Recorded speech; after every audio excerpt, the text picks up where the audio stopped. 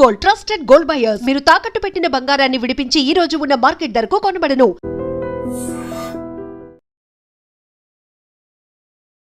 కవిత పెట్టే పార్టీ నిజంగా ప్రభావం చూపిస్తుందంటారా ఎన్నికల్లో? కవిత శూన్యము. కేసీఆర్ కూతురుగా తప్పితే అమెరికా గణేష్ ఏం లేదు. ఈ యొక్క ఆర్గనైజేషన్ పెట్టి కోట్లాది రూపాయలు కొల్లగొట్టింది.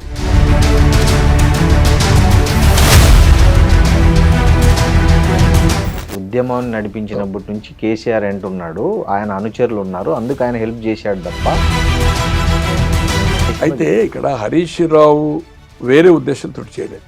ఒకటి మాత్రం చెప్పగలుగుతారు, అప్పటి వరకైతే రాజేందర్ బయటికి వెళ్ళలేదో, తీసేయలేదో, అప్పటి వరకు హరీష్ రావు కూడా ఈ ప్రగతి భవన్ కూడా వస్తున్నా అని చెప్పి రమ్మంటేనే పోవాలి.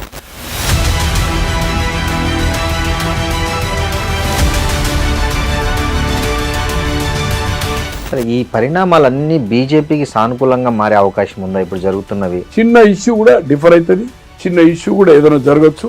బట్ రాబోయే రోజుల్లో బీజేపీని తక్కువ అంచనా వేయడానికి వీల్లేదు. వాళ్ళు ఓన్ రావడానికి ప్రయత్నం చేస్తారు.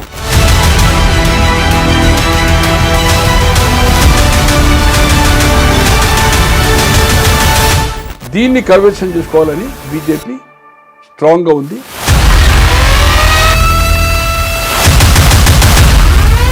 Welcome to I dream media. ఇప్పుడు ప్రస్తుతం మన ముందు ఆర్టీసీ మాజీ చైర్మన్, మాజీ ఎమ్మెల్యే గోనె ప్రకాష్ రావు గారు ఉన్నారు. ఆయన ప్రముఖ రాజకీయ విశ్లేషకులు కూడా. ఉన్నది ఉన్నట్లు ముక్కుసూటిగా మాట్లాడే గోనె ప్రకాష్ రావు గారితో మనం ఇప్పుడు తెలంగాణలో హాట్ టాపిక్గా మారిన అనేక రాజకీయ అంశాలు, భవిష్యత్ రాజకీయాలపై మాట్లాడదాం. నమస్తే సార్. హలో, నమస్కారం సార్. బాగున్నారా సార్? సార్, తెలంగాణ రాజకీయాల్లో ఇప్పుడు మీరు గమనించి ఉంటారు, ఈ వారం 10 రోజుల నుంచి కవిత టాపిక్ చాలా హాట్ టాపిక్గా మారింది. అసలు ఏంటి సార్, అంటే కవిత కేసీఆర్ మధ్య ఈ గొడవలు, కేసీఆర్ కుటుంబానిలో వచ్చిన ఈ జరుగుతున్న పరిణామాలను మీరు ఎలా చూస్తారు సార్? ఒకటి రాజకీయ ఆదిత్యపూర్, రెండోది ఆర్థిక అంశాలు. కవిత కంటే ఫైనాన్షియల్లీ సౌండ్ హరీష్. ఓకే. కవిత కంటే ఫైనాన్షియల్లీ సౌండ్ వాళ్ళ అన్న కేటీఆర్, ఈయన మేనబావ. తర్వాత వాళ్ళ పిన్ని కొడుకు సంతోష్ అన్నగారు ఫైనాన్షియల్లీ సౌండ్. ఈ ముగ్గురి కంటే కూడా నా కంట్రిబ్యూషన్ ఎక్కువ ఉంటుందని ఆమె ఎక్కువ ఊహించుకుంటుంది. 20 సంవత్సరాలు నేను త్యాగం చేసిన 2006లో వచ్చింది అమెరికా బై ఎలక్షన్ ఆఫ్ మొదటి బై ఎలక్షన్. 2008లో రెండోసారి చేశారు. 4 లోక్సభ, 5 నరేంద్ర చేయలేదు. 26 మందిలో 16 మంది చేశారు. ఒకటి ఖైరతాబాద్ బై ఎలక్షన్ వచ్చింది 17 అనుకోండి. సో ఆ ఎన్నికల్లో కేటీఆర్ అండ్ కవిత ఎంటర్ అయ్యారు. అప్పటి వరకు వీళ్ళు ఉద్యమంలో ఎక్కడ లేరు.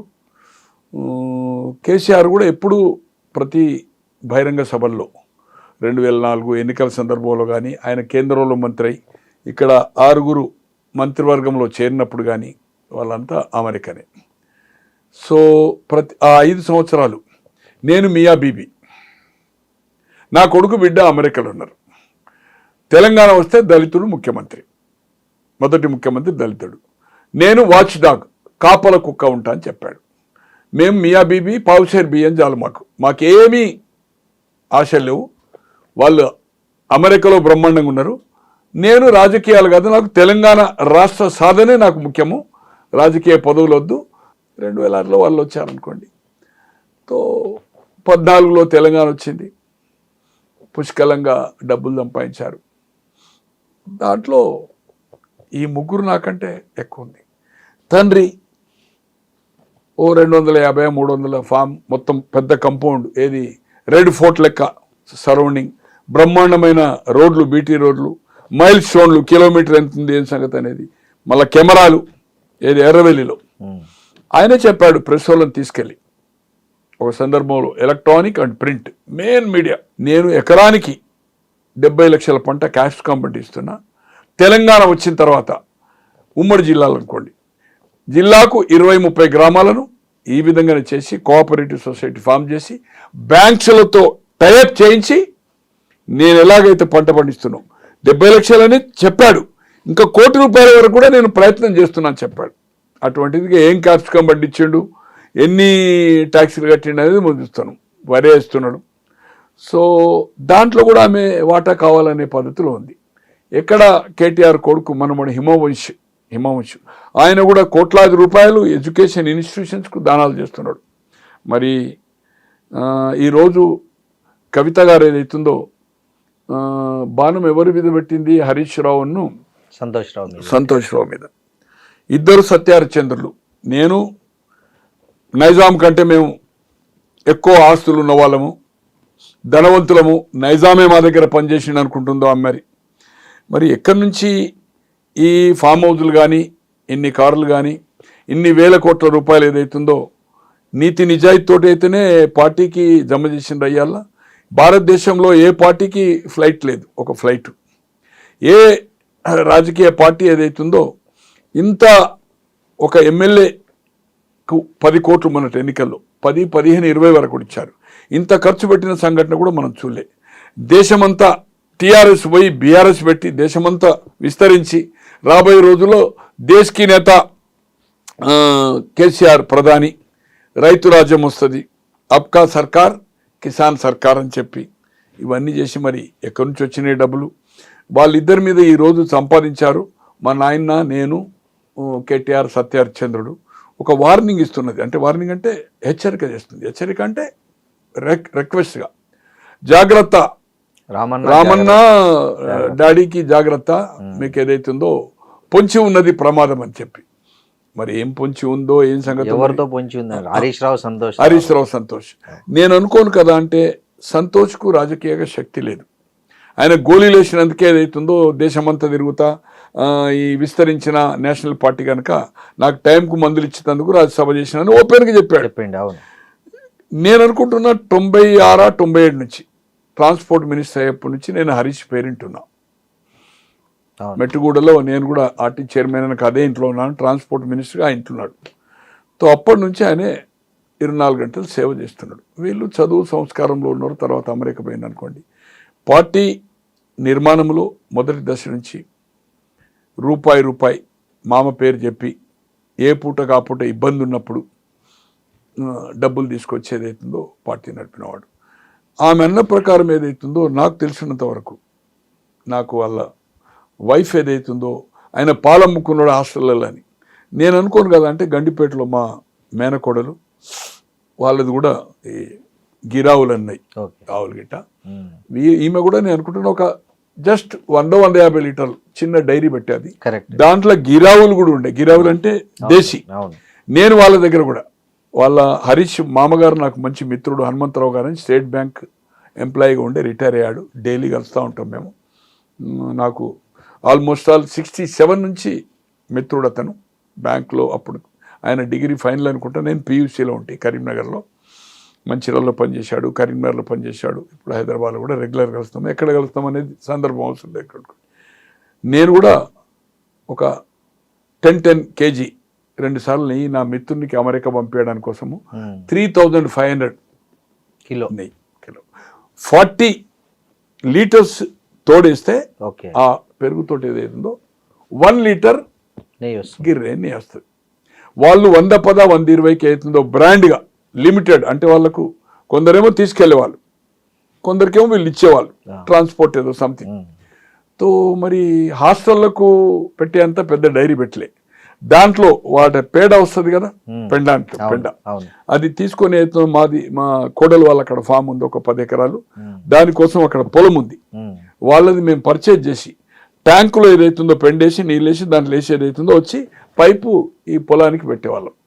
మరి పాలం మిన్నట్టుగానైతే నేను పాలమ్మారు, డైరీ పెట్టారు, చిన్న డైరీ తీసేశారు, చిన్నగా పెట్టారు. ఆమె పిల్లలు పెద్దోళ్ళు అయ్యారు, ఒక కొడుకో బిడ్డ హరీష్ రావు. తో ఆటోమేటిక్గా ఆమెకు ఒక యాక్టివిటీకి పెట్టుకుంది అనుకుంటా. నేను అనుకోను కదా, అంటే హాస్టళ్లకు సప్లై చేసేంత డైరీ అయితే పెట్టలే. రైట్, ఆయన డైరీ పెట్టిండు, పాలమ్మిండు. నువ్వేం చేసినావు? నాయి బ్రహ్మణులు ఏదైతుందో నడిపేది సెలూన్ షాపులు నడిపినావు కదా, జెంట్స్ మెల్లి. దాంట్లో ఎవరెవరు పొత్తున్నారు, వాళ్ళకేమి సున్నం పెట్టినావు అనేది మాకు తెలుసు. మరి అవి పోయి ఈరోజు ఏదైతుందో దాదాపు ఒక 400 కోట్ల రూపాయల భవనము ఎక్కడి నుంచి వచ్చింది నీకు? ఏం వ్యాపారాలు చేసినావు? ఒక ఫార్మా కంపెనీ పెట్టినావు మెదక్లో. ఎందుకు పెట్టినావు ఆన్సలరీ? ఐటీ కోసం. అన్నీ అల్లిబిల్లి కంపెనీలే. దాంట్లో అల్లిబిల్లి కంపెనీలో ఈరోజు ఏదైతే ఆరోపణలు చేస్తున్నారో, అంటే రేవంత్ రెడ్డి గారు కవితను బ్యాక్ చేస్తున్నారు. అదే మొన్న ఒకటి బయటపడింది కదా సార్, ఇద్దరు కలిసి ఒకటి 2010లో కంపెనీ స్టార్ట్ చేశారు. సుజన్ రెడ్డి కూడా దాంట్లో వన్ ఆఫ్ ద పార్ట్నర్ అని. సుజన్ రెడ్డి అని జయపాల్ రెడ్డి గారు, వీరి మామ పద్మారెడ్డి గారు, తర్వాత సుజన్ రెడ్డి ఫాదర్, ముగ్గురు అన్నదమ్ములు జయపాల్ రెడ్డి గారు. సుజన్ రెడ్డి ఏదైతుందో మొన్నటి వరకు టీఆర్ఎస్తో కలిసి, ఈవెన్ ఇంక్లూడింగ్ ఆఫ్ అతన్ని ఎందుకు ట్రాప్ కాలేదు, ఎందుకు అది చేయలేదు, ఈవెన్ ఢిల్లీ లిక్కర్ వ్యాపారంలో కూడా సుజన్ రెడ్డి ఉన్నాడు. అనూస్ వాళ్ళ ఒక సన్ ఉన్నాడు కదా, వాళ్ళ సిస్టర్ని ఏదైతుందో, ఆ కుర్రోని సిస్టర్ని ఏదైతుందో రాజశేఖర రెడ్డి ఒక తమ్ముని కొడుకు చేసుకున్నాడు మ్యారేజ్. అతను కూడా జైల్లో ఉన్నాడు. అతని పేరు మర్చిపోయాను. వాళ్ళ తల్లిది తోటపల్లి. వాళ్ళ నలుగురు అక్క చెల్లెళ్ళు. అనూస్ అనేది అవుతుందో బ్యూటీషియన్ పెట్టారు కదా, బిగ్, అందరికంటే పెద్ద ఆమె. ఆమె కొడుకు ఏదైతుందో జైలు ఉన్నాడు. వీళ్ళంతా లిక్కర్లో ఇన్వాల్వ్ అయిన వాళ్ళు. ఈరోజు ఎవరన్నా లిక్కర్లో ఇన్వాల్వ్ అవుతుందండి? తండ్రి మన కుటుంబ సభ్యులకి ఎవరికి తెలియకుండా ఈరోజు జైలుకు పోయొచ్చు. నువ్వు ఏదైతుందో శుద్ధపూస లెక్క వాళ్ళంతా అవినీతి పరులు, నువ్వు నీతి పరులు అయితే చెప్తున్నావు. It is unfortunate. ఏ సార్ కవిత ఉద్దేశం ఏంటి? సొంత పార్టీ పెట్టే ఉద్దేశం ఉందా? ఒకవేళ నిజంగానే కవిత సొంత పార్టీ పెడితే తెలంగాణలో ఆ పార్టీ ఎలా ఉంటుంది, దాని ప్రభావం ఎట్లా ఉంటుంది? ఇప్పుడున్న పరిస్థితిలో అయితే ఆమె పార్టీ ఖచ్చితంగా పెడుతుంది.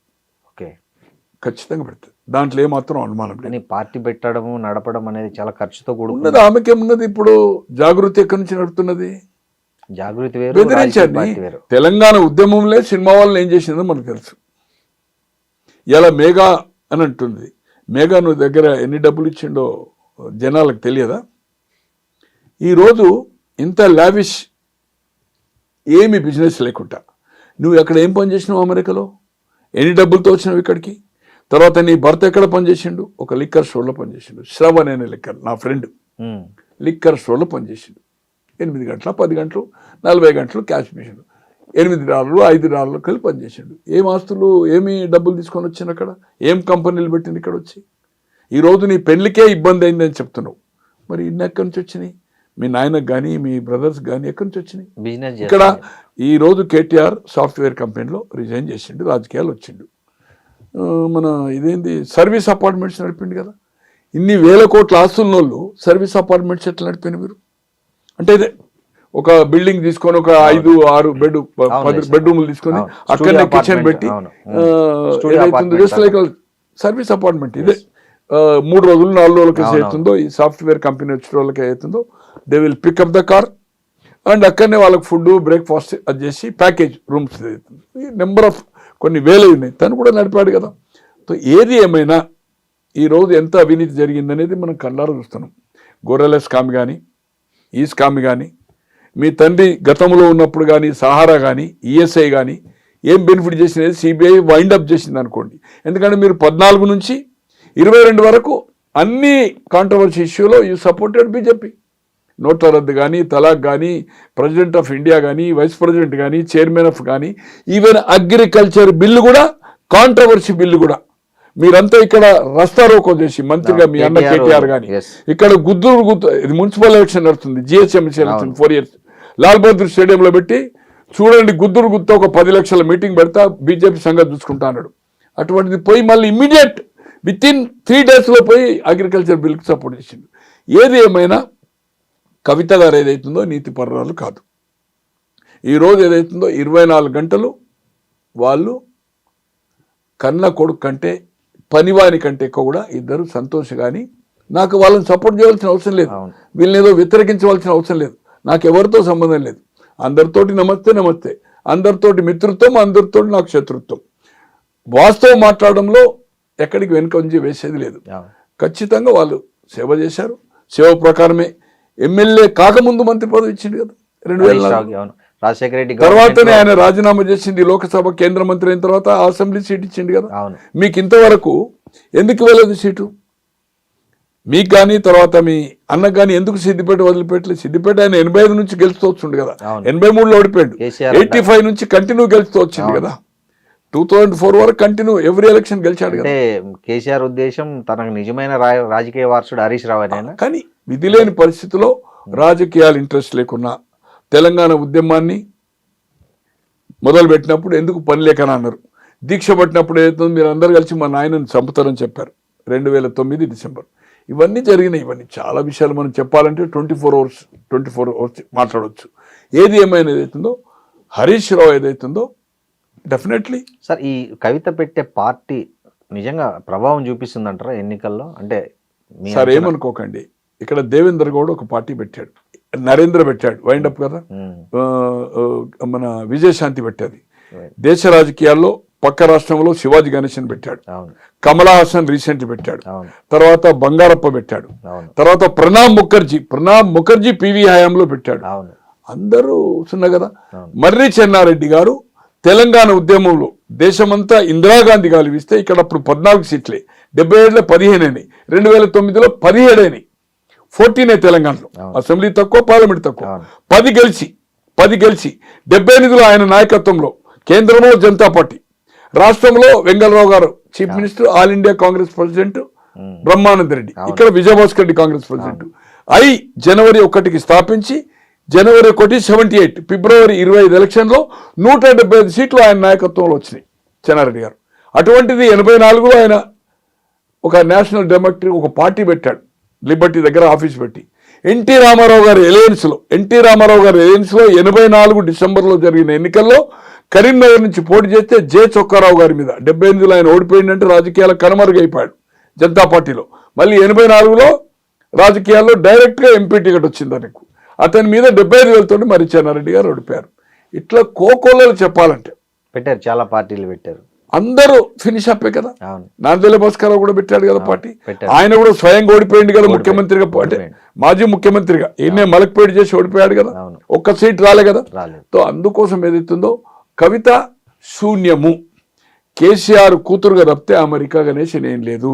ఈ బతుకమ్మ ఈమె బతుకమ్మ నేర్పింది, ప్రపంచంగా బతుకమ్మనే ఆడలేదనే పద్ధతిలో ఏదైతే చేస్తుందో నో, ఈ యొక్క ఆర్గనైజేషన్ పెట్టి కోట్లాది రూపాయలు కొల్లగొట్టింది.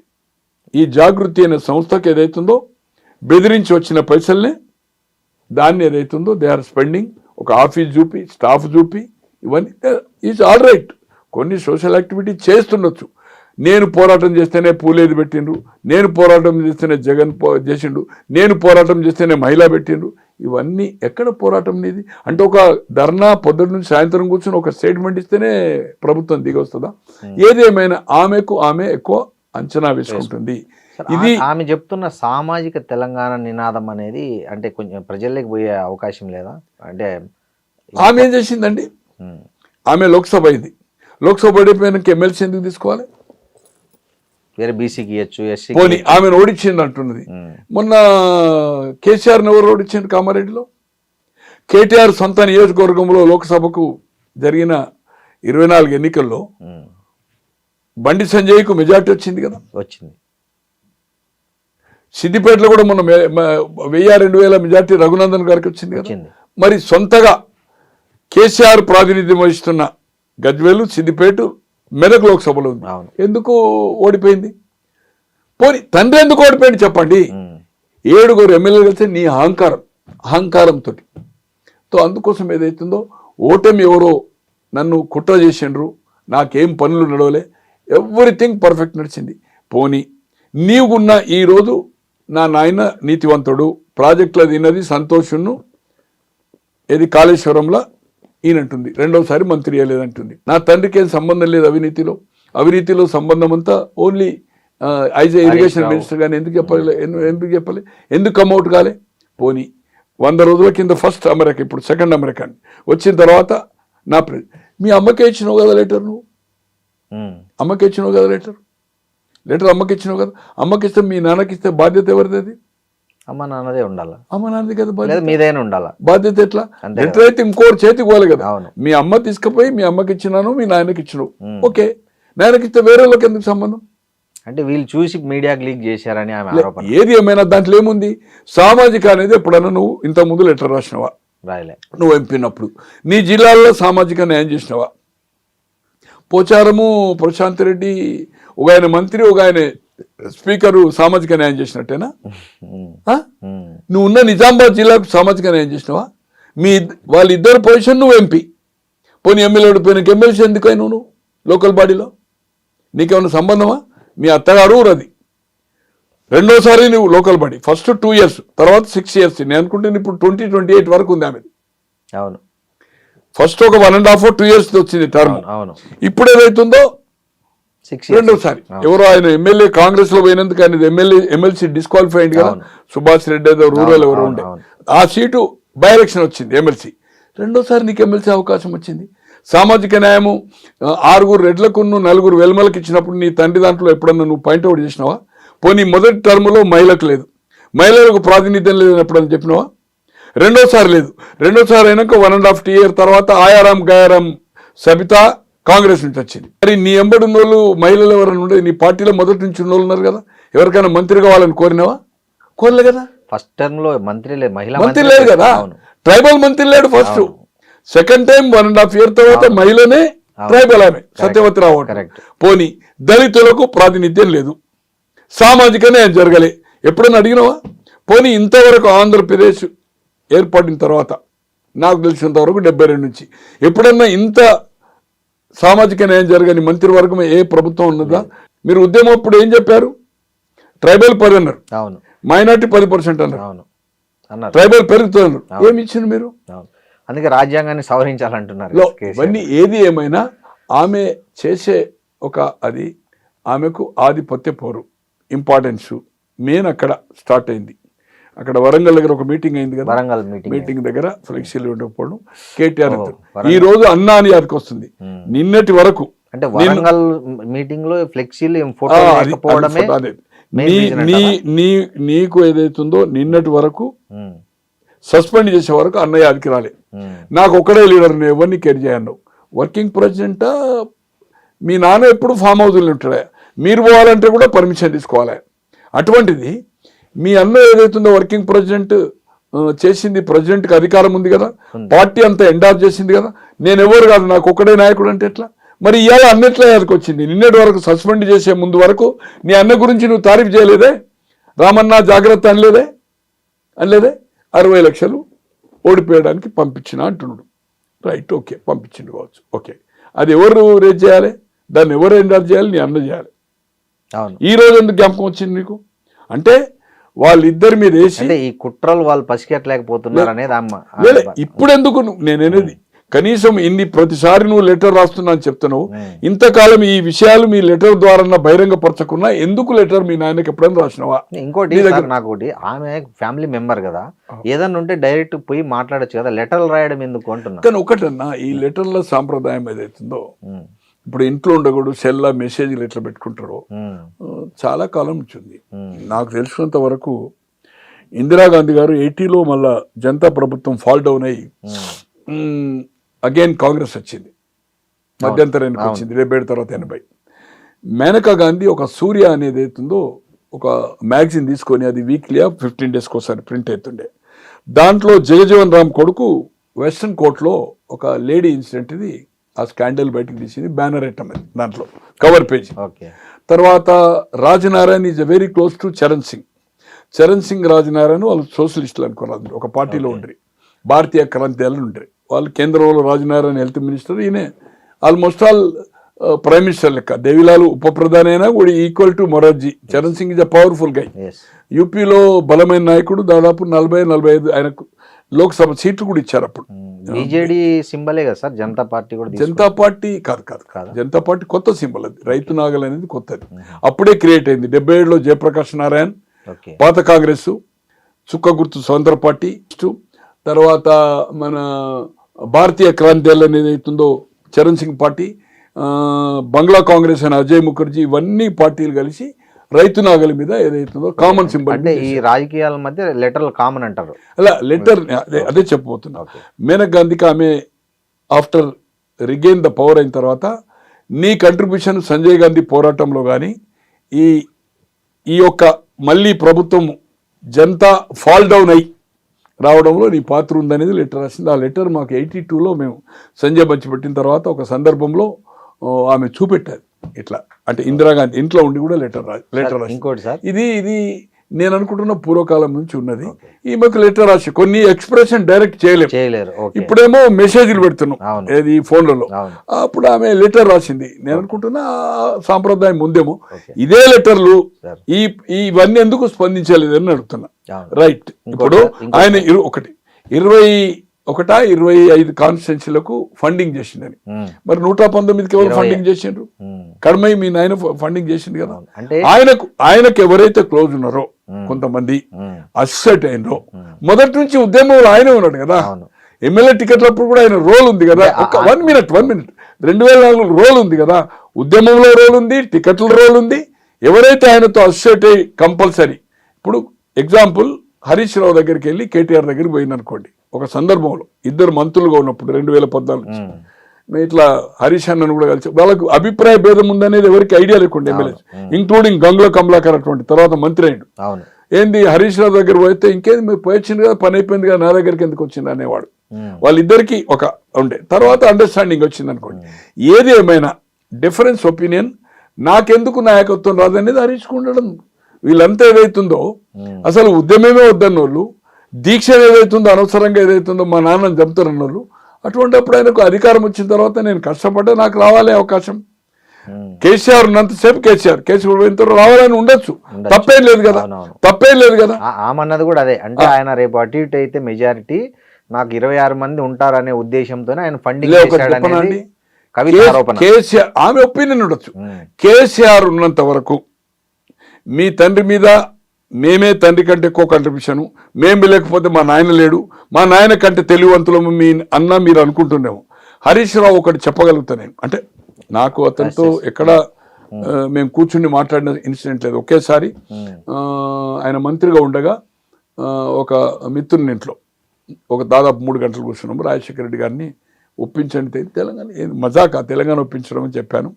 తర్వాత కేటీఆర్ కూడా 2006లో ఆయన రాజీనామా చేసిన తర్వాత ఉప ఎన్నిక అదే వాళ్ళ ఇంట్లో హరి మహేందర్ అని మెడికల్ కాలేజ్లో డైరెక్టర్, ఎక్కడ కరీంనగర్ చెలమేడ ఆనందరావు దాంట్లో, ఇప్పుడు సిద్దిపేటలో కూడా పెట్టారు.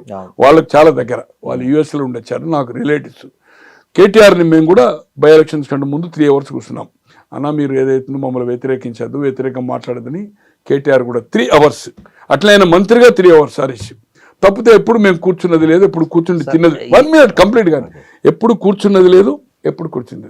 ఉద్యమాన్ని నడిపించినప్పటి నుంచి కేసీఆర్ అంటున్నాడు ఆయన అనుచరులు ఉన్నారు, అందుకు ఆయన హెల్ప్ చేశాడు తప్ప అనే ఉద్దేశం. అయితే ఇక్కడ హరీష్ రావు వేరే ఉద్దేశంతో చేయలేదు. ఒకటి మాత్రం చెప్పగలుగుతాం, అతను కేసీఆర్ ఉన్నంతసేపు, కేసీఆర్ మంత్రివర్గంలో ఇవ్వకున్నా ఎంత అణిచివేసినా అతనికి ఫామ్ హౌస్కి అయితే కొడుకు బిడ్డ కూడా పర్మిషనే, సంతోష్ ఫామ్ హౌస్ ఇక్కడ ఇంటున్నప్పుడు వీళ్ళు పోవచ్చు.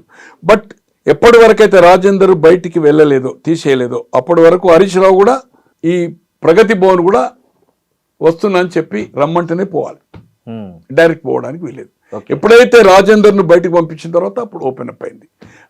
నేను అనుకుంటా కేసీఆర్ ఉన్నంతసేపు ఎప్పుడు ఆయన ఏది చెప్పినా ఆయన మాట జవదాటాడు. ఎందుకంటే ఆయన పెట్టిన రాజకీయ భిక్ష నాకు ఎమ్మెల్యే కాకముందు నెంబర్ ఆఫ్ టైమ్స్ ఓపెన్గా చెప్పాడు, మంత్రి పదవి ఇచ్చాడు, తర్వాత ఎమ్మెల్యే అయినా ఆయన సీట్ ఇచ్చాడు, నన్ను కన్న కొడుకు లెక్క చూసుకున్నాడు. అతనికి వెన్నుపోటు అనే క్వశ్చన్ లేదు. కేటీఆర్ కూడా కొంత సందర్భంలో ఆయన చెప్పిన తర్వాత ఆయన అగ్రి అని చెప్పాడు. కేటీఆర్ కూడా రేపు రాబోయే రోజుల్లో ముఖ్యమంత్రి అవుతాడా, కాడా, లేకపోతే ఉద్యమం నడుతాడా, కలిసి తీసుకుపోయినంతసేపే అతని చిన్న చూపు, అతని గురించి ఎల్ ట్రీట్మెంట్ చేసినప్పుడు ఏమైనా డిఫరెన్స్ ఒపీనియన్ రావచ్చు, కానీ లేకపోతే కేటీఆర్ నాయకత్వాన్ని నిర్బంధంగా ఓపెన్గా ఖచ్చితంగా ఎండార్ చేసిండు. తండ్రి కేసీఆర్ చేసిండు కనుక నేను కూడా అతన్ని జవదాటనని చెప్తున్నాడు. అతను కలిపి తీసుకుపోయినప్పుడు డిఫర్ అవుతాడు. ఇప్పుడు తండ్రి అన్న తమ్ములు, తండ్రి కొడుకులు, తండ్రి బిడ్డలు, దేశంలో తండ్రిని కొడుకు నరుకుతాడు, కొడుకుని తండ్రి నరుకుతున్నాడు. ఇవన్నీ చూస్తున్నాం మనం. ఔరంగజేబ్ చూసినాం కదా ఎటువంటిది, తండ్రిని జైలు వేసి రాజు తీసుకెళ్ళను. ఇవాళ మన కుటుంబ సభ్యులైన నెహ్రూ కుటుంబ సభ్యులు డిఫరెన్స్ ఒపీనియన్ వచ్చింది వాళ్ళ శిష్యులతో. అలాగే ఏదైతుందో Arun Nehru de facto prime minister Rajiv Gandhi Bofors ఇష్యూలో ఆయన వీపీ సింగ్ తోటి ఆయన బయటకు వచ్చింది కదా. ఇట్లా నెంబర్ ఆఫ్ ఇష్యూస్ ఉన్నాయి. తో అన్నదమ్ములు తండ్రి కొడుకులు డిఫరెంట్ పార్టీలో, భార్యాభర్తలు డిఫరెంట్ పార్టీలో ఉన్నారు. ఇది సహజమే, ఇది దేవతల కాలం నుంచి వస్తుంది, దీంట్లో తప్పేం కాదు. నేను అనుకుంటున్నా హరీష్ రావు గారు ఏదైతుందో వెన్నుపోటు పడతాడు, జాగ్రత్త, మీ ఇద్దరు ఏదైతుందో అనుకున్నది తప్పు. సంతోష్కి ఆ కెపాసిటీ లేదు, ఫీల్డ్ లేదు ఆయనకు. ఈ విల్ బి ఓన్లీ అతని టేక్ కేర్ చేసింది తప్పితే అతను పొలిటికల్ పర్సన్ కాదు, ఒక వార్డు మెంబర్ కూడా ఎన్నికేంత కెపాసిటీ ఉన్నోడు కాదు అతను. సరే, ఒకటి హరీష్ రావు మీతో అప్పుడు 3 hours మీటింగ్ అయ్యి రాజశేఖర రెడ్డిని ఒప్పించమని అడిగారు, తెలంగాణకు అనుకూలంగా మంత్రి హోదాలో ఉన్నప్పుడు అన్నారు కదా. అదే దాన్ని కవిత మొన్న ప్రెస్ మీట్లో మాట అన్నారు, హరీష్ రావు పార్టీని తీసుకెళ్లి రాజశేఖర రెడ్డి కాంగ్రెస్ లో కలిపేద్దామని కూడా కుట్ర చేశాడు అని. నేను చెప్పనా అండి? చెప్పండి. అది మొన్న చెప్పాడు.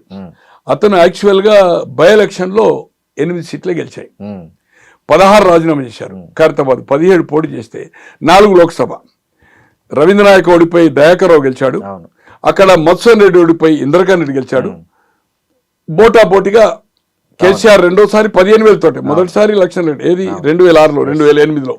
తర్వాత ఇంకొక సీటు ఎవరిది, వినోద్ హన్మకొండ, అప్పుడు అది జనరలే ఉండే. ఇద్దరు గెలిచారు. గెలిచిన తర్వాత ఇతను ఫ్లోర్ లీడర్ అడిగాడు పోయి. ఎవరు? హరీష్ రావు. పోతే లేదు నేను ఇవ్వను అని చెప్పాడు. అదే నందిని కొడుపుడు బసవ తారకం దగ్గర ఉండే కదా. ఇమ్మీడియట్ ఏదైతుందో అడిగి వచ్చినాక కొంచెం ఇద్దరి మధ్యలో కొంచెం ఆర్గ్యుమెంట్ నడిచింది. ఏది అప్పటి వరకు విజయరామారావు ఉండే 26 మందికి మంత్రివర్గం అయిన 26 అంటే 10 డిఫర్ అయినా 16కు లీడర్. ఏది మన టిఆర్ఎస్ లెజిస్లేటివ్ పార్టీకి లీడర్. అడిగితే నో అన్నాడు. నో అన్నాక ఆయనకు ఒక పని ఏదో ఆయన కాన్స్టిట్యున్సీలో ఇంపార్టెంట్ ఉంటుంది, సమ్ కాలేజ్, హాస్పిటల్, డాక్టర్స్ ఏదో. ఇమ్మీడియట్ సెక్రటరీ వచ్చాడు రవిచంద్రన్, ఇప్పుడు మీకు చెప్పారు కదా, అతను అక్కడ ఉన్నాడు. అనుకోకుంటే బూకేలు రోజు ఇస్తారు కదా, ఓ బూకే చేతికి ఇచ్చాడు. బై ఎలక్షన్ లో ఆయన ఎన్నికయ్యాడు. రిజైన్ చేసిన తర్వాత ఎన్నికయ్యాడు. ఎన్నికైన తర్వాత ఏదైతుందో లీడర్ అడిగాడు. ఇప్పుడు 2008లో, 2006లో కాదు, 2008లో 2006లో కాదు, 6లో కేసీఆర్ ఒక్కడే చేసిండు. 2008లో 16 మంది ఎమ్మెల్యేలు, 4 లోక్సభ చేశారు.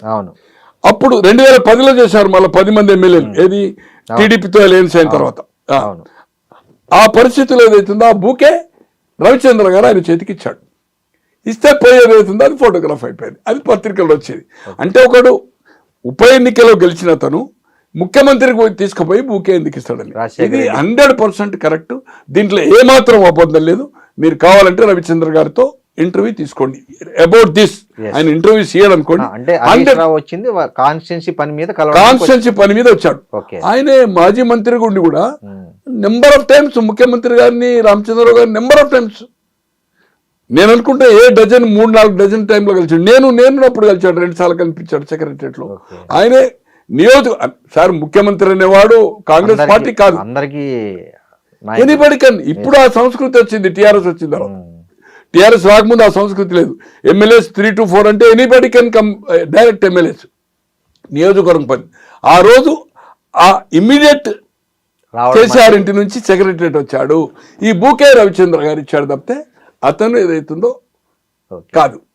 ఎప్పుడు కానీ is a loyal to the, నాకు తెలిసినంత వరకు ఆయన క్యారెక్టర్ మామకు లాయల్. కేటీఆర్కా, కవితకా, వాళ్ళ అత్తమ్మకా సంబంధం లేదు, వాళ్ళ కుటుంబ సంబంధం. బట్ కేసీఆర్ ఉన్నంత వరకు ఏదైతుందో కేసీఆర్ ఏ మాట చెప్తే ఆ మాట జవదాటడు. రామునికి లక్ష్మణుడు అన్నట్టుగా ఏదైతుందో ఖచ్చితంగా నెంబర్ ఆఫ్ టైమ్స్ ఎన్నిసార్లు చెప్పాలి అతను, ఎన్నిసార్లు చెప్పాలి. డబ్బులు డెఫినెట్గా సంపాదించుకున్నాడు. వీళ్ళందరినీ కొంటాడు సంతోష్, కవితను, హరీష్ రావును. కేటీఆర్ ఏం తక్కువేం కాదు. ఈరోజు ఓపెన్గా నా ఫోన్లో బంధించున్నాయి వీళ్ళ ఫామ్ హౌజులు. ఇలా హిమవంశిది 100 acres అజీజ్ నగర్లో, 100 acres ఫామ్, 1 కోటి చొప్పున 6 కోట్లు పోతుంది. ఎస్వి ప్రసాద్ అని చీఫ్ సెక్రటరీ ఉండగా వాళ్ళ బంధువు. దాని పక్కకే మన ఈయనది ఉంది, ఎవరిది, మన 60 ఎకరాలు సంతోషిస్తుంది. ఈరోజు సంతోష్, నేను అక్కడ పోయాను, ఒక వాచ్మెన్ ఉంటే, ఎవరిదంటే ఇది కవితదని చెప్పారు. అట్లే ఇప్పుడు బొమ్మరాజ్పేట లియోన పక్కకు 21 acres 2018 అది ట్యాంపరింగ్ రికార్డు కొన్నాడు. అక్కడ ఉండే వాచ్మెన్ ఇది కవిత అని చెప్పాడు. కవిత భర్తతో ఒక సందర్భంలో నేను కూర్చున్నాను ఆ ల్యాండ్ ఇష్యూలో. కూర్చుంటే ఇది మాది కాదు అని అక్కడ ఉన్నోడు చెప్పాడు. ఈ అజీజ్ నగర్ ఇది మాది కాదు. ఇప్పుడే మీకు చూపెడతాను ఆయన మెసేజ్ కూడా, అది ఓపెన్ కాకపోతే. నాట్ అవర్ అంటే ఏ ప్రాపర్టీ అయినా కవితదని చెప్పేవాడు. ఒక సందర్భంలో నేను అనుకుంటున్నా ఇట్ ఈజ్ 2000 ఓడిపోయింది ఎప్పుడు 23 డిసెంబర్ కదా, December, it is of September. ఇది వాళ్ళ భర్తతో కూర్చున్న తర్వాత ఇటువంటి ఈ ల్యాండ్ ఇష్యూస్ అయిన తర్వాత ఈ ఇద్దరు తండ్రి దగ్గరికి వెళ్ళారు. సంతోష్ అన్న అజీజ్ నగర్ లో ల్యాండ్ ఉంది, అది మాదని చెప్తున్నారు అక్కడ ఉండే స్టాఫ్. ఇక్కడ ఒక 21 ఎకరాలు, అక్కడ ఒక 60, ఏది బొమ్మరాజ్పేటలో. అక్కడ పోయిన వాళ్ళకి అది చెప్పారు. గోనె ప్రకాష్ రావు గారు పోయితే అక్కడ ఉండే స్టాఫ్ చెప్తున్నది, వాచ్మెన్. ఇది ఎంతవరకు న్యాయం అన్నాక ఏం చేశాడు ఆయన, ఈ బొమ్మరాజ్పేటది ఇట్లా ట్యాంపరింగ్. అప్పటికే నేను ఫైట్ స్టార్ట్ చేశాను. ఆగస్ట్ 23 అక్టోబర్లో అవార్డ్ అయింది అనుకోండి. ఆయన 11 ఎకరాలు కూడా అంటే ట్యాంపరింగ్ రికార్డు కొన్నారు. 11 ఎకరాలు కూడా అమ్మాయి అని కలెక్టర్ ఉండే రిలీజ్ చేశాడు అక్టోబర్ ఆఫ్ 2023. అది 920 acres ట్యాంపరింగ్ అయింది రికార్డ్. ఎన్ఆర్ఐ ల్యాండ్ అది. ఒక XMP బలరామకృష్ణ అని దుగ్గిరాల 1965లో కొని సేల్ డీడ్ మొటేషన్ చేసిండు 21 మంది మీద. సీలింగ్ ఎప్పుడు వచ్చింది 72-73లో 50 ఎకరాలు. ఎంత క్లెవర్ చూడండి. అంటే ఆయన 21 మంది మీద చేసిండు. వాళ్ళ 3 కొడుకులు అమెరికాలో పోయినారు, చనిపోయారు. వాళ్ళ 3 బిడ్డలు పోయారు. ఒక బిడ్డ చనిపోయింది, ఒక బిడ్డ ఇప్పుడు 93, ఒక బిడ్డ 91. అతను 81లో చనిపోతే ఆయన ఎంబడున్న వాళ్ళంతా ట్యాంపరింగ్ చేశారు రికార్డు. అది 2016 నుంచి మా ఒక మిత్రుడు కొడుకు ఆదిత్య యాదవ్ అని వాళ్ళు ఒక 13 మంది అగ్రిమెంట్ చేసుకుంటే అది ఇప్పుడు అయింది, సాల్వ్ అయింది. It is going to the registration కూడా అవుతుంది. బొమ్మరాజ్పేట్ 920 acres మొత్తం ట్యాంపరింగ్ చేశారు. కొంతమంది దాంట్లో రామయ్య అని, కిషోర్ అని, లక్ష్మారెడ్డి అని. ట్యాంపరింగ్ అంటే గోనె ప్రకాష్ రావు అమెరికాలో ఉన్నాడు. ఇక్కడ మిమ్మల్ని ఏదైతుందో లేదు, జీపీ కాదు. వినండి మీరు జీపీలు అంటే ఏదైతే ఎక్కడికో పోతాం మనం. మెంటల్ కేసు నాది, అర్థమైందా? ఇక్కడ శ్రీనివాసం తీసుకొచ్చి ప్రకాష్ రావుగా ఎండార్ చేసి సంతకం పెట్టారు. రామయ్య అంటోళ్ళు, కిషోర్ అంటోళ్ళు ఫోటోలు పెట్టి. అంటే ట్యాంపరింగ్ కింద క్రిమినల్ ప్రొసీడింగ్స్ అవుతుంది. ఇప్పుడు అన్ని పోలీస్ స్టేషన్ కంప్లైంట్ ఇచ్చాం. They are going to the arrest and 920 release అవుతుంది. అప్పుడు ఇతను రెవెన్యూ రికార్డు తెప్పించుకున్నాడు, ఇంటెలిజెన్స్ కూడా అడిగిండు. కేసీఆర్ అడిగి తెప్పించుకుంటే అది ట్యాంపరింగ్ రికార్డు. ఆయన కొన్న ప్రాపర్టీ ఆయన చెప్పుకోవచ్చు కదా. దాంట్లో కూడా వాళ్ళకి ఏదైతుందని మా పేరు ఎక్కడ చూసినాక ఆయన కొంటున్నాడో అది ఇది కవిత నుంచి అక్కడ ఉండే వాచ్మెన్లే చెప్తున్నాడు. ఇవన్నీ కూడా అది చెప్పకపోవచ్చు కారణాలు. ఇది వాళ్ళ భర్తతో నేను కూర్చున్నప్పుడు ఇది కన్వర్జేషన్. నాకు వాళ్ళని కలిసిందనేది నాకు తెలిసిన సమాచారం. ఎలక్షన్ అయిన తర్వాత అక్కడ ఉండే అధికారి నా ఒక మిత్రునికి చెప్పాడు, ఇట్లా కేసీఆర్ వార్న్ చేశాడు, ఈ ల్యాండ్లో ఎవరు మీరు రెవెన్యూ ఆఫీసర్స్కి చెప్పొద్దు, ఇట్ ఈజ్ టోటల్లీ మీరు చూశారు కదా, నేను కూడా చూశాను, ఇది ట్యాంపరింగ్ రికార్డు, దీంట్లో మనము ఇంటర్ఫేర్ కావద్దు అంటే మల్లారెడ్డి గారు మంత్రి గారు చెప్పినా ఆ లాంగ్వేజ్ చెప్పలేదు అనుకోండి. అండ్ సంతోష్ అయినా ఎవరైనా not to interfere, not to pressurise అధికారుల మీద చేయొద్దని చెప్పిండు. అందుకోసం ఏదైతుందో ఏది ఏమైనా ఆమె కంటే ఎక్కువ సంతోష్ దగ్గర ఉండొచ్చు, ఆమె కంటే ఎక్కువ హరీష్ ఉండదు. వాళ్ళు ఫీల్డ్లో ఉన్నారు.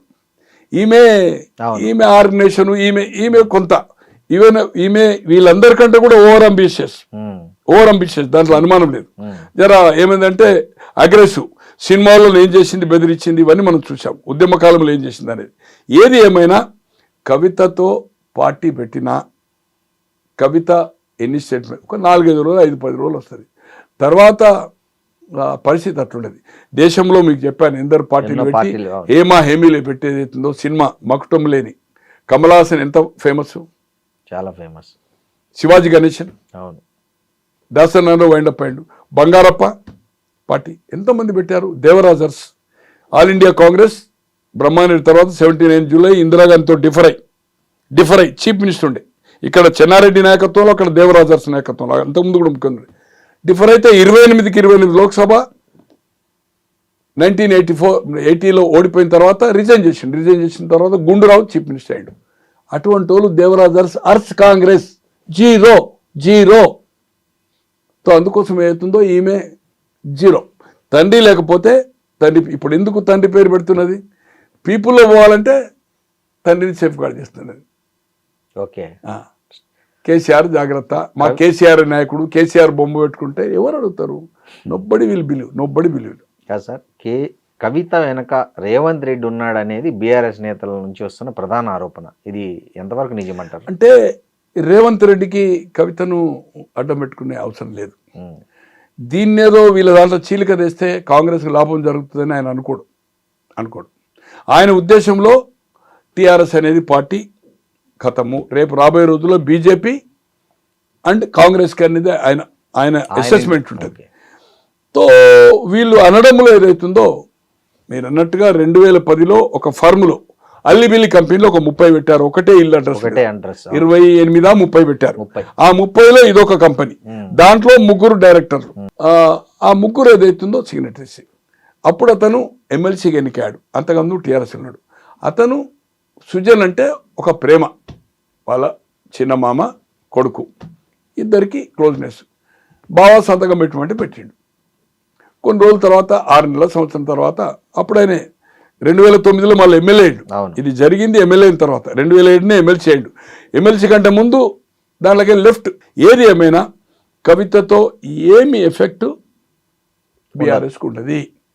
ఈరోజు ప్రమాదం పొంచి ఉంది ఈ రాష్ట్రంలో. బీజేపీ లోక్సభలో 8 సీట్లు వచ్చినాయి, ఓటింగ్ పర్సంటేజ్ పెరిగింది. రేపు దీని మీద కాన్సన్ట్రేషన్ బీజేపీ చేయబోతున్నది. ఎందుకంటే కేసీఆర్ ఉన్నప్పుడు కూడా దేశ రాజకీయాల్లో అక్కడ స్టాలిన్కి ఇచ్చాడు, కుమారస్వామికి ఇచ్చాడు, జార్ఖండ్లో ఇచ్చాడు, అఖిలేష్కి ఇచ్చే ప్రయత్నం చేశాడు, దేశమంతా అడ్వర్టైజ్మెంట్లు ఇచ్చాడు, నేషనల్ పార్టీ అన్నాడు. తో ఇక్కడ ఈరోజు పొటెన్షియల్ స్టేట్ ఫైనాన్షియల్గా ఫార్మా కంపెనీ గిట్ట దీన్ని కైవసం చేసుకోవాలని బీజేపీ స్ట్రాంగ్గా ఉంది. రేపు ఆల్టర్నేటివ్ ఏదైతుందో బీజేపీ స్ట్రాంగ్ కావడానికి ప్రయత్నం చేస్తుంది కనుక బీఆర్ఎస్ అనేది ఏదైతుందో ఆయన దృష్టిలో, రేవంత్ రెడ్డి గారి దృష్టిలో కౌంట్ చేయడం లేదు. నేను అనుకోను కదా, అంటే జనాలు కానీ మీడియా కానీ కొంతమంది నాయకులు ఈమె డ్యామేజ్ చేస్తుందని. 0. ఆమె 1-2 సీట్లకు రేపు ఏదైతుందో ఆమె సర్వే కోసము, ఈరోజు ఆమె స్వార్థం కోసం లోక్సభ ఎట్లా తీసుకున్నదో, ఓడిపోయిన తర్వాత ఎమ్మెల్సీ 2 సార్లు, ఒకసారి 2 ఏళ్ల టర్మ్, ఇప్పుడు 6 ఏళ్ల టర్మ్ ఎలా తీసుకుందో స్వార్థ ప్రయోజనాల కోసం రేపు మీ అందరినీ బలి చేస్తుంది. నేను జాగృతి కార్యకర్తలు కానీ దాంట్లో చేరే నాయకులు కానీ చేతులు జోడించి చెప్తున్నా, నాకేమీ అభ్యంతరం లేదు, ఆమె మీద నాకేమీ మిత్రుత్వం లేదు, శత్రుత్వం లేదు. కానీ ఆమె మాట్లాడే మాటలు ఏదైతుందో స్వార్థ ప్రయోజనాలకు, ఆమెకు రాజకీయ ఆకాంక్ష కోసమే దీంట్లో వచ్చింది. తండ్రికి సాయం చేయడానికి వస్తే ఆమె ఎంపీ ఎందుకు చేసింది? చేయొచ్చు కదా. నెహ్రూ క్యాబినెట్లో ఇందిరాగాంధీ మన మంత్రి లేదు కదా, ఇందిరాగాంధీ క్యాబినెట్లో రాజీవ్ గాంధీ గారు లేరు కదా, మన్మోహన్ సింగ్ గారి కాన్స్టిట్యున్సీలో మన ప్రైమ్ మినిస్టర్లో రాహుల్ గాంధీ గారు మంత్రి కాలే కదా. రేపు 3 సార్లు అవకాశం వచ్చిన సోనియా గాంధీ గారు 91, 2004, 2009 ప్రధాని కాలే కదా. రాహుల్ గాంధీ గారికి 2004, 2009లో వచ్చిన ప్రధాని కాలే కదా. కమాన్, నువ్వు తండ్రి సహాయానికి వచ్చినావు, తండ్రి కోసం అది చేసినావు, నువ్వు ఎంపీ ఎందుకు తీసుకున్నావు? అంతకుముందు ఆమె హుజూర్ నగర్ పోయి 2009లో టికెట్ అడిగింది. ఆమెను కన్విన్స్ చేసి ఇద్దరైతే బాగుండదని ఈయనను సిరిసిల్ల పంపి ఈమెను కాము చేశారు. 2014లో లోక్సభ అడిగింది. ఆమె నిజంగానే చిత్తశుద్ధి ఉంటే రాజకీయ పార్టీ పెట్టద్దు, స్వచ్ఛంద సంస్థగానే జాగృతిగానే. ఈరోజు ఏమన్నది, జైలుకి వచ్చినాక నేను దేశమంతా తిరుగుతా, జాగృతిని ఎంటైర్ కంట్రీ, భారతీయ జాగృతి అని ఏమైనా దాన్ని కూడా ఆల్ ఇండియా ఎట్లయితే బీఆర్ఎస్ చేసిందో, కమాన్ దేశమంతా తిరుగు, స్వచ్ఛంద సంస్థ లెక్క పనిచేయి, ప్రజల కోసం పోరాడు, సామాజిక న్యాయం చేయి, సామాజిక న్యాయం కోసం మహిళా బిల్ కోసం చేయి. తో ఇంత ఆకాంక్ష ఉన్నది, మరి ప్రజలు గమనించాలి.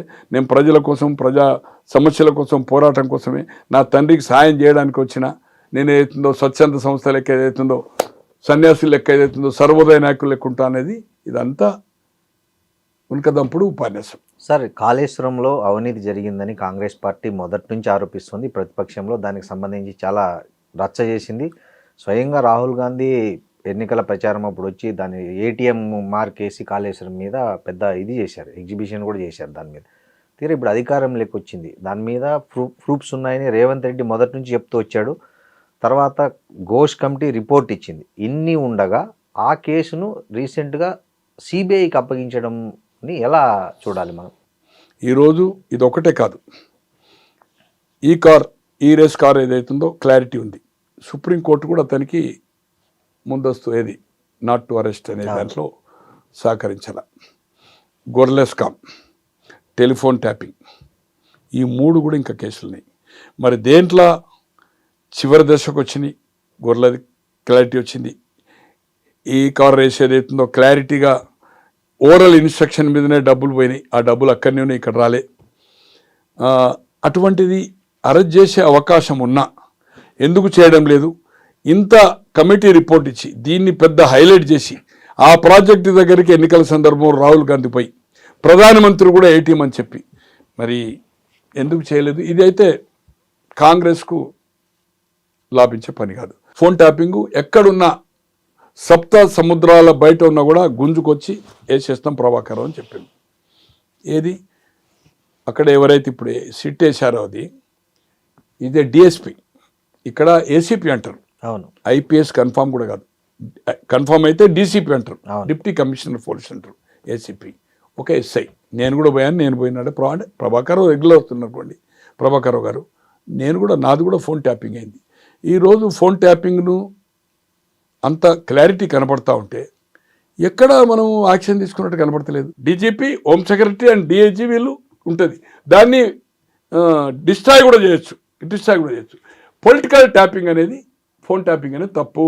రామకృష్ణ హెగ్డే గారు రెండవసారి చీఫ్ మినిస్టర్ అండి, 83 మళ్ళీ 85లో మళ్ళీ ఎన్నికలకు పోయి అఖండ మెజార్టీ వచ్చిన తర్వాత అతను దేవగౌడ అండ్ బొమ్మాయి వీళ్ళందరినీ ఫోన్ ట్యాపింగ్ చేసినప్పుడు అది ఎస్టాబ్లిష్ చేశాడు సుబ్రహ్మణ్య స్వామి. సీఎం స్టెప్ డౌన్ అయిపోయాడు. దేశంలో జరిగింది అది ఒకటే సంఘటన ఇప్పటి వరకు. Okay. And Richard Nixon president of America ఉండి అతను ఎలక్షన్స్ ముందు ఇతను రిపబ్లికన్ డెమోక్రటిక్ వాళ్ళది అవుతుందో వాటర్ గేట్ హోటల్లో వాళ్ళది క్యాంప్ ఉండే. తో అప్పుడు ఈ టేప్ రికార్డర్ పెట్టినప్పుడు ఆ గూఢాచారులు ఏదైతుందో బంధించితే అది ఎంక్వైరీ అయితే బుకాయించిండు.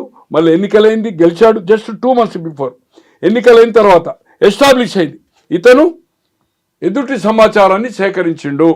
ఈ ఫోన్ ఇది ట్యాపింగ్ ఏది మన ఇది ఏమంటారు టేప్ రికార్డర్స్ వాళ్ళ ఆఫీస్లో అది ఎస్టాబ్లిష్ అయిన తర్వాత 4 సంవత్సరాల పదవి కాలాన్ని 1.5 yearకే 2.5 years ముందే ఎస్టాబ్లిష్ అయినందుకు రిచర్డ్ నిక్సన్ ఈ రిజైన్డ్ అమెరికన్ ప్రెసిడెంట్. అది ఇతర దేశాల్లో నడిచింది ఫోన్ ట్యాపింగ్ అనేది. హెగ్డేది 1988లో. ఖచ్చితంగా ఇది మంచి అవకాశము నీ దగ్గర ఉంటే, లేకపోతే బక్వాస్, నువ్వు కూడా బక్వాస్ మాట్లాడుతున్నావు, నీ దగ్గర ఏం లేదు, సమాచారం లేదు. అది నిజమే అయితే మీ ఐ డ్రీమ్ ద్వారా నేను కేటీఆర్ గారిని డిమాండ్ చేస్తూ ఉన్నాను, సమయం వచ్చినప్పుడు, సమయం ఇప్పుడే, కాంగ్రెస్ విల్ టేక్ యాక్షన్. ఖచ్చితంగా మీకు శత్రువే రేవంత్ రెడ్డి గారు కదా, మొదటి శత్రువు కదా, అతనే మీ టార్గెట్ కదా, రోజు దూషణపూర్వం చేస్తుండ్రు కదా, ఆయన మీరు ఇద్దరు దూషణపూర్వం చేసుకుంటారు కదా. కమాన్, ఫినిష్ అయిపోతుంది. అది ఎస్టాబ్లిష్ చేయమని మీ ఐ డ్రీమ్ ద్వారా కేటీఆర్ గారిని చేతులు జోడించి విన్నపం చేస్తూ ఉన్నాను. సరే, ఈ పరిణామాలన్నీ బీజేపీకి సానుకూలంగా మారే అవకాశం ఉందా ఇప్పుడు జరుగుతున్నవి? అంటే ఇటు ఒకవైపు టీఆర్ఎస్ బలహీనపడి, ఇంకోవైపు కాంగ్రెస్లో ఈ తరహా రేవంత్ రెడ్డి ఒకటైపు, మిగతా టీం అంతా ఒకటైపు, ఇట్లాంటి పరిస్థితులు ఏమన్నా తెలంగాణలో మళ్ళీ బీజేపీ బలపడడానికి ఏమైనా ఛాన్స్ ఉంది? ఏంటంటే 8 అసెంబ్లీ వస్తే 8 లోక్సభ వచ్చినాయి కదా, అంటే వచ్చే ఎలక్షన్లో 8 లోక్సభ వచ్చినాయి కదా, బలపడ్డట్టే కదా. బలపడ్డది. 1 ఇప్పుడు వాళ్ళ ప్రణాళిక ఏదైతుందో ఇక్కడ పొటెన్షియల్ స్టేట్, ఈరోజు బాంబే కంటే కూడా ఢిల్లీ తీసిపెట్టండి, బాంబే ఫైనాన్షియల్ స్టేట్. మొత్తం ఎంటైర్ 28 రాష్ట్రాల్లో ఫైనాన్షియల్ పొటెన్షియాలిటీ దీని దగ్గరనే ఉంది. కేసీఆర్ ఏ విధంగా డిస్ట్రిబ్యూట్ చేశాడు ఎన్నికల్లో, జాతీయ పార్టీగా విస్తరించడానికి ఎన్ని 100 కోట్లు ఖర్చు పెట్టిండు, ఆఫీసు తర్వాత అడ్వర్టైజ్మెంట్ చూశారు. ఇప్పుడు కూడా ఏఐసిసి వాళ్ళకుండే సమాచారం ప్రకారము దే ఆర్ బాగా తెలంగాణ నుంచి 50% ఫైనాన్షియలీ స్ట్రెంత్ ఏదైతుందో దీనివల్ల వచ్చింది అనేది ఉంది. ఈ రాష్ట్రాన్ని కొట్టాలనేది వాళ్ళకుంది. కర్ణాటక అయితే 100% నెగటివ్ డెఫినెట్ వస్తుంది. తమిళనాడు కూడా స్టాలిన్కు వ్యతిరేకత ఉంది. జస్ట్ 4-5 monthsలో ఎలక్షన్ ఉంది.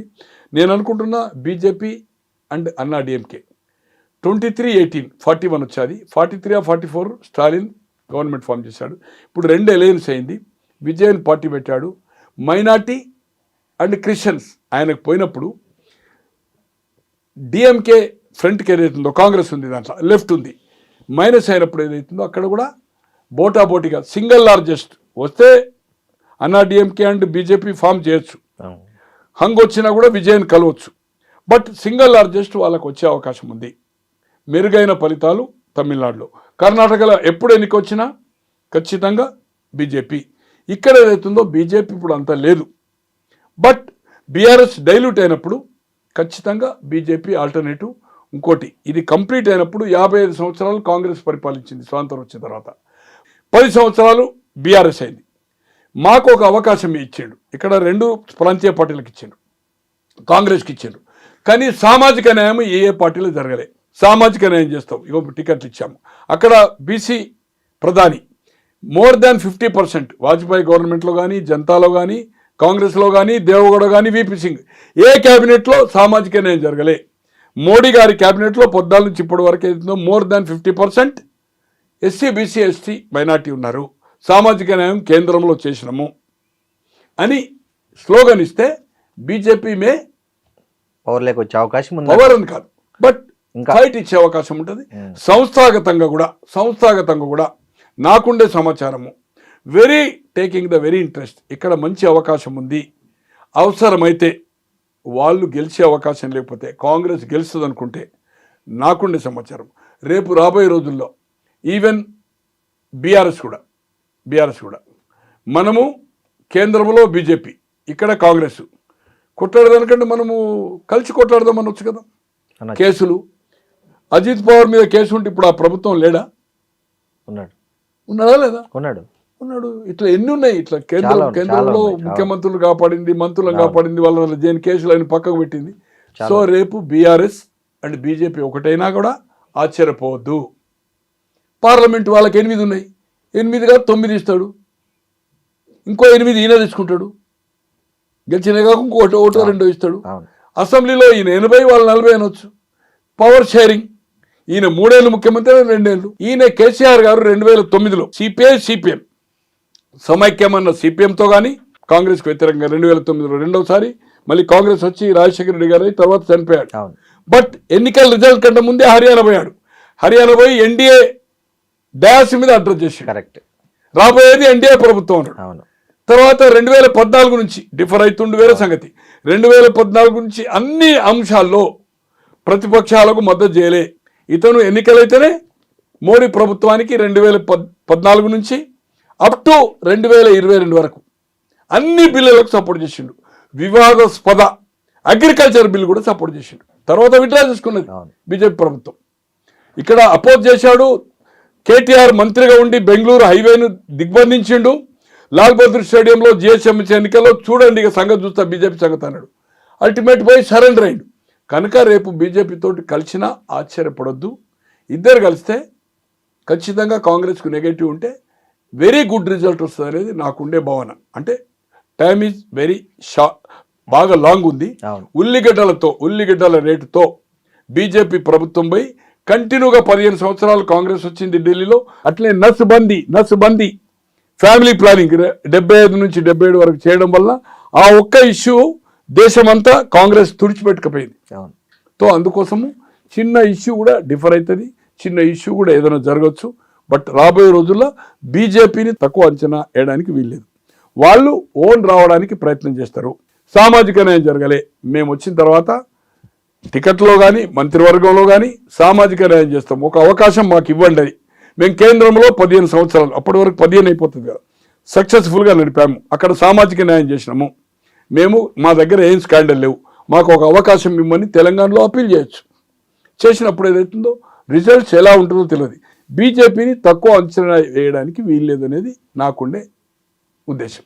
Correct sir. మీరు బీఆర్ఎస్తో కలిసి పోటీ చేసే అవకాశం ఉందన్నారు. ఇవాళే ఒక వార్త చూసాము, మీరు కూడా చూశారు. బీఆర్ఎస్ నుంచి బాగా ప్రజాదరణ ఉన్న లీడర్లను బీజేపీ లాక్కోవాలని ఒక త్వరలో ఒక వ్యూహరచన కూడా ఢిల్లీలో చేయబోతున్నారు. ఇప్పుడు వచ్చింది నేచురల్ కదా. ఆల్రెడీ ఇప్పుడు బీఆర్ఎస్ వాళ్ళు చేరారు కదా చాలా మంది. అవును, బీఆర్ఎస్ నుంచి ఉన్నోళ్ళు ఇప్పుడు బీజేపీలో ఉన్నోళ్ళు చాలా మంది ఉన్నారు కదా, చాలా మంది నాయకులు చేరారు కదా. రేపు వీళ్ళది లుకలుకలు కానీ ఏదైనా ఉండి సఖ్యతగా కేసీఆర్ అదే ఫామ్ హౌస్లో ఉండి కేటీఆర్ హరీష్ రావు సక్రమంగా పోకపోతే ఏదైతుందో అంటే జోడీగా పోకపోతే తర్వాత అంటే కవితను విమర్శించేంత పెద్ద నాయకురాలు కాదు. ఆమె విమర్శలకు వీళ్ళు ప్రతి విమర్శ చేయాల్సిన అవసరం లేదు, జవాబు చెప్పవలసిన అవసరం లేదు. పబ్లిక్ వెల్ నోస్ ఎవరెంత సంపాదించారు, గతంలో వాళ్ళ ఆర్థిక పరిస్థితి ఏంది, ఇప్పుడు వాళ్ళ ఏం పరిస్థితిలో ఉన్నారు ఎవ్రీబడి నోస్. దాన్ని మరీ రోజు స్టేట్మెంట్లు ఇవ్వాల్సిన పని లేదు. ఏది ఏమైనా కవిత ఇస్ బిగ్ జీరో. ఆమె పార్టీ పెట్టకపోతే ఏదైనా ప్రజాహితంగా పోరాటం చేస్తే ఇట్స్ గుడ్, ఇట్స్ నైస్. ఆమె రాజకీయ పార్టీగా మలుచుకోకుండా ప్రజా సమస్యల మీద స్వచ్ఛందంగా ఏది నేను ఆశించను, ప్రజల వైపు నేను ఈ జాగృతి సంస్థ పోరాటం చేస్తుంది. అన్యాయాల కోసం, న్యాయం చేయడానికి కోసం, సామాజిక న్యాయం చేయడానికి కోసం, అసమానతలు రూపుమాపడానికి కోసం. ఎవరైనా వీఆర్ గోయింగ్ టు క్రిటిక్, పాలకపక్షమైన ప్రభుత్వ పక్షమైన. పాలకపక్షము సరి అయినంగా చేయక ప్రతిపక్ష పార్టీ ఉండి వాళ్ళు ఏదైతుందో దాన్ని ఎత్తివేయకపోతే మేము ప్రజల పక్షానే ఎత్తి చూపుతామని, ఉద్యమాలు చేస్తామని, గతంలో సాధించుతా అని చెప్తుంది. నేను చేయబట్టే సాధించిన, నేనే పోరాటాలు చేసిన అంటుంది కదా. రాబోయే రోజులు అట్లా గిట్ట చేస్తే హ్యాండ్స్ అప్. రాజకీయ పార్టీగా నిర్మాణం చేస్తే మాత్రం జీరో.